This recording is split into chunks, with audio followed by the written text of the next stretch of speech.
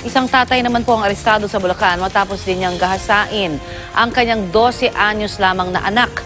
Ang pang-aabuso na aktuhan pa ng kanilang kapitbahay. Balitang hatid ni Cecil Villarosa.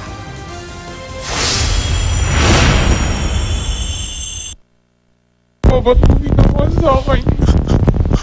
Sarili mo kong anak.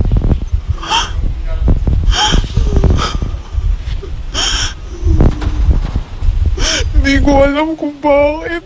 Wala naman kami nagawa sa'yo mali.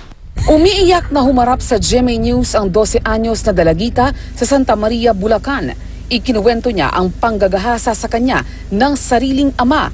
Dati na raw siyang hinipuan ng ama hanggang sa humantong sa mas malalang pang-aabuso. Base sa pag-iimbestiga ng aming Women's Desk, nagsimula pa ito noong 2014 pa, pali 5 years ago. Ang kanyang bangungot nagtapos nang masagip siya ng mga otoridad at maaresto ang kanyang ama.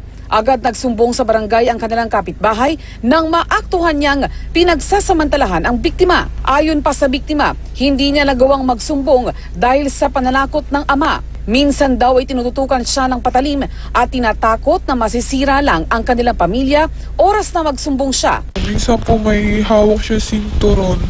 Tapos? PVC po yung para po ipanghampas sa akin. Nadagip na ang ama ng biktima na aminado sa krimen. Nagawa raw niya ito dahil sa kalasingan. Pero itinanggi niyang dati pa niyang hinihipuan ng biktima. Nahawakan lang daw niya ang maselang bahagi ng katawan ng anak dahil pinaliliguan niya ito. Hingi sana ako sa kanila ng patawad. Kung maaari, lumayo na lang ako sa kanila. Ang ina ng biktima halos hindi makapaniwala sa sinapit ng anak. Naharap ang suspect sa mga reklamong rape at child abuse. Isa sa ilalim sa counseling ang biktima. Cecil Villarosa, GMA News.